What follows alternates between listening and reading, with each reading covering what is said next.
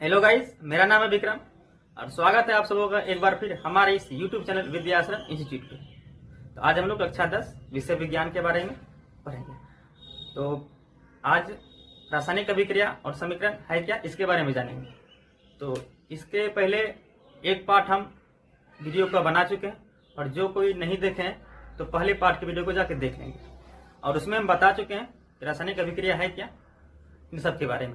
और इस पार्ट में हम चर्चा करेंगे रासायनिक समीकरण है क्या। तो चलिए वीडियो को स्टार्ट करते हैं।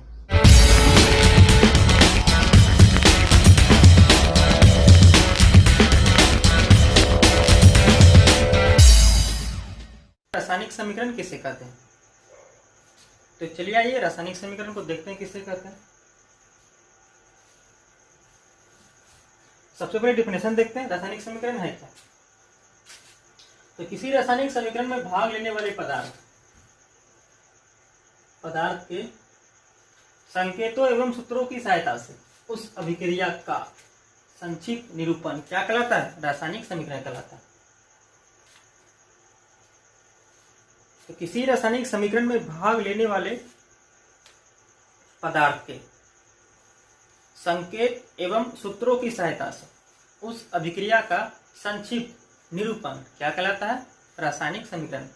मतलब ये कि कोई अगर रासायनिक समीकरण है अगर लिख रहे हैं तो रासायनिक समीकरण लिखने के लिए सबसे पहले हमको उसके जिस पदार्थ को लिख रहे हैं उस पदार्थ का संकेत और सूत्र ये मालूम होना चाहिए। जब तक मालूम नहीं होगा तब तक हम किसी भी रासायनिक समीकरण को नहीं लिख सकते। अगर आपको बोले एक रासायनिक समीकरण लिखने के लिए कि हाइड्रोजन और ऑक्सीजन इन दोनों के संयोग से जल का निर्माण होता है। अब इस रासायनिक समीकरण को लिखने के लिए सबसे पहले आपको हाइड्रोजन का संकेत और ऑक्सीजन इन दोनों का संकेत मालूम होना चाहिए।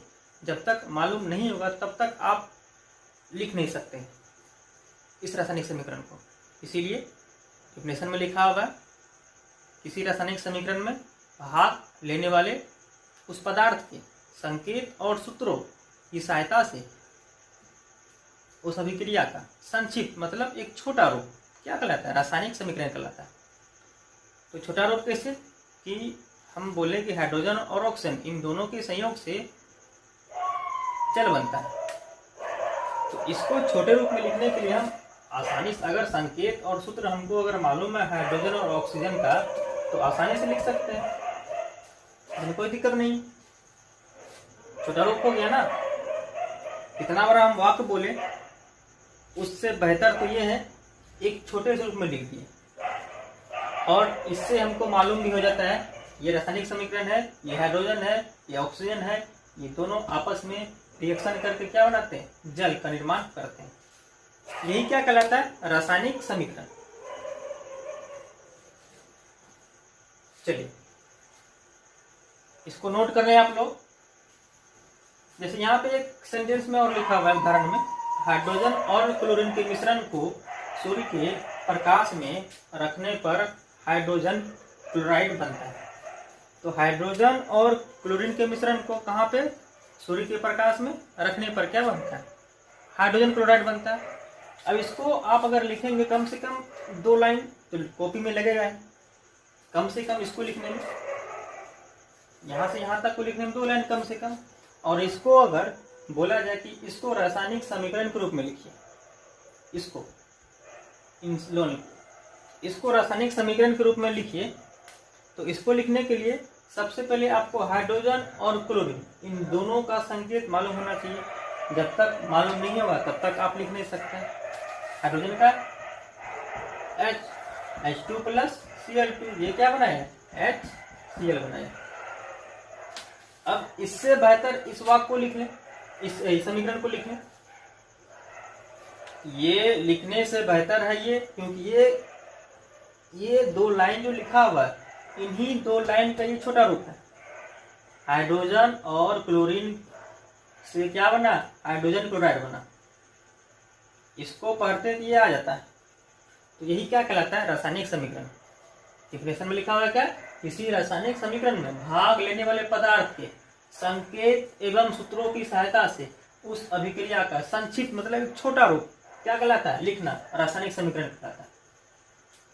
अब यहाँ पे हाइड्रोजन और क्लोरीन ये दोनों क्या कर रहा है, इस रासायनिक अभिक्रिया में भाग ले रहा है और इनसे क्या बना, HCl बना। तो ये था रासायनिक समीकरण, बहुत सिंपल है। चलिए आगे बढ़ते हैं हम लोग। इसमें कुछ याद करने योग्य बात है, आप लोग देख लेंगे इसको देख लेंगे।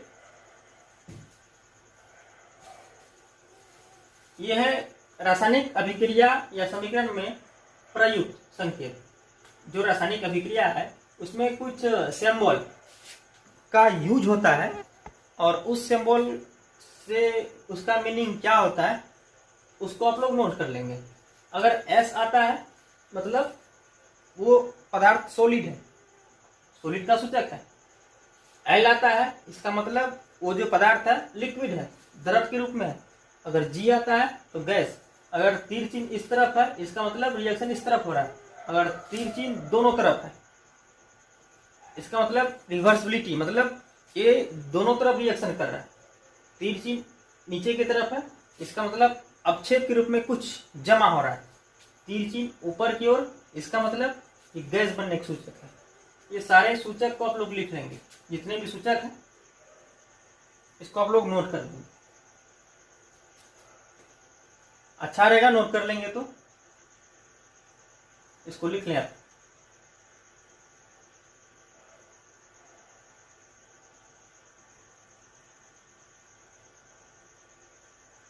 चलिए जैसे यहां देखिए एग्जाम्पल में CaCO3, ये क्या है, कोष्ठ में S है। S का मतलब ये क्या है, ये जो पदार्थ है ये सॉलिड है। S का सिंबल मतलब क्या हो गया, सॉलिड हो गया। और इनसे तीसरी इधर मतलब रिएक्शन इधर हो रहा है। CaO कैल्शियम, ये जो कैल्शियम ऑक्साइड ये सिंबल S है, इसका मतलब ये भी पदार्थ क्या है, सॉलिड है। ये सॉलिड का सूचक है। अब यहाँ पे CO2 कोष्ठ में क्या है, G है, इसका मतलब ये गैस का सूचक है। ये भी क्या है, गैस का सूचक है। ये हो रहा है इसमें, सॉरी ये मिस्टेक हो गया, ये नहीं बनेगा, एक ही बनेगा, ये मिस्टेक से लिखा गया। अब यहाँ पे जिंक, S का मतलब क्या आ गया, सॉलिड। H2SO4 ये क्या दर्शा रहा है, AQ मतलब AQ जलीय विलयन। यहाँ पे ये क्या है, जलीय विलयन का सूचक है। ये AQ जलीय विलयन। ये सारा कुछ लिखा हुआ है, इसका सिंबल दर्शा रहा है। अब यहाँ पे देखते हैं ये सिंबल जो है ये ऊपर की ओर है, इसका मतलब गैस का सूचक है। यहाँ पे दिया गया गैस बनने का सूचक है। अब ये तीर चिन्ह नीचे की ओर है, ये देखिए यहाँ पे, इसका मतलब अपक्षय के रूप में ये जमा हो रहा है।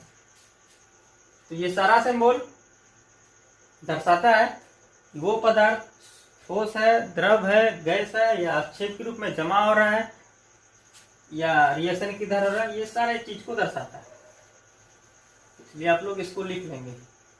जितने भी सूचक हैं इन सबको नोट कर लेंगे आप लोग, ये जितने सूचक हैं। ये था रासायनिक समीकरण और कुछ सिंबल था कि ठोस अगर होगा तो S रहेगा तो ठोस, G होगा तो गैस, AQ मतलब जलीय विलयन, L मतलब लिक्विड, तीर चिन्ह नीचे की ओर है, इसका मतलब अपक्षेप के रूप में कुछ जमा हो रहा है, ऊपर की ओर है मतलब गैस। ये सारा सिंबल आप लोग याद कर लेंगे। चलिए आगे बढ़ते हैं। अगला टॉपिक है इसमें रासायनिक समीकरण लिखने के नियम। रासायनिक समीकरण लिखने के नियम। तो रासायनिक समीकरण कैसे लिखेंगे, चलिए देखते हैं। तो रासायनिक समीकरण लिखने के लिए हम पहला नियम क्या है देखिए। नंबर 1, अभिक्रिया के अभिकारकों को उनके संकेत या अनुसूत्रों के पदों में समीकरण के बाईं तरफ लिखा जाता है। मतलब अभिक्रिया में जो भी अभिकारक भाग लेता है उसको क्या करेंगे, जैसे कि मान लो कार्बन और ऑक्सीजन से क्या बनता है, कार्बन डाइऑक्साइड बनता है। अब यहाँ पे C+O2 CO2 बना, वही बात लिखा हुआ, अभिक्रिया के अभिकारकों को उनके संकेत या अनुसूत्रों को तीर चिन्ह के बाईं तरफ। ये तीर चिन्ह का दायां तरफ, तीर चिन्ह का बायां तरफ हो गया। अब यहाँ पे अभिकारकों के सूत्रों के बीच धन चिन्ह, ये जो अभिकारक है इनके बीच क्या करते हैं, प्लस चिन्ह देते हैं। मतलब अगर यहाँ पे दो एलिमेंट है, अगर एक एलिमेंट और तीसरा कोई आता है तो ये हम क्या करेंगे, प्लस चिन्ह देकर उसको लिखेंगे। इसलिए क्या करते हैं, प्लस चिन्ह देते हैं, लिखते हैं। अगर सिंगल, जैसे मान लो CaCO3, CO प्लस CO2 बना, इसमें एक है। अब यहाँ पे H2O2, यहाँ क्या बनता है, H2O बनता है, जल बनता है। अब यहाँ पे दो पदार्थ है, हाइड्रोजन और ऑक्सीजन, इसीलिए क्या करेंगे हम लोग, यहाँ पे तीर चिन्ह बीच में देते हैं, सॉरी प्लस का चिन्ह यहाँ पे। तो बात लिखा हुआ है अभिकारकों क्षेत्रों के बीच क्या कर, धन चिन्ह, मतलब ये प्लस का सिंबल दिया जाता है। अगर दो पदार्थ रहेगा या उससे अधिक भी रहेगा तो प्लस के माध्यम से क्या करेंगे हम लोग, उसको लिखते जाएंगे। अगला है अभिक्रिया के प्रतिफल को उनके संकेत या अनुसूत्रों के पदों के समीकरण दाएं तरफ, मतलब जो भी बनता है। हम पहले पार्ट में चर्चा कर चुके हैं कौन सा अभिकारक है, कौन सा प्रतिफल है।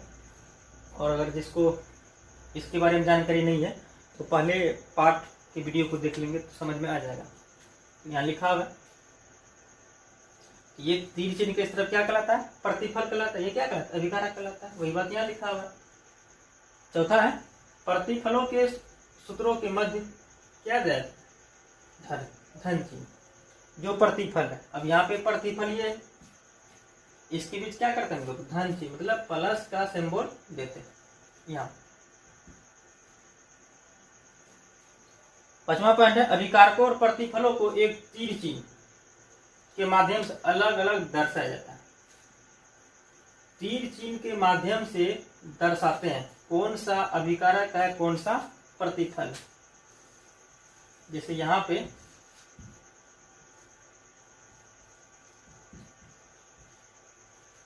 यही तीर चिन्ह है, इसी के मदद से हम पता कर पाते हैं कौन सा अभिकारक है, कौन सा प्रतिफल है। जैसे तीर चिन्ह के इस तरफ दायां तरफ ये प्रतिफल हो गया और तीर चिन्ह के इस तरफ क्या हो गया, अभिकारक हो गया। इन्हीं तीर चिन्ह की मदद से क्या करते हैं हम लोग जान पाते हैं। ये था रासायनिक समीकरण लिखने के नियम। तो पहला नियम, अभिक्रिया के अभिकारकों को उनके संकेत या अनुसूत्रों के पदों में समीकरण के बाईं तरफ लिखा जाता है। दूसरा, अभिकारकों के सूत्रों के बीच धन चिन्ह दिया जाता है, प्लस का।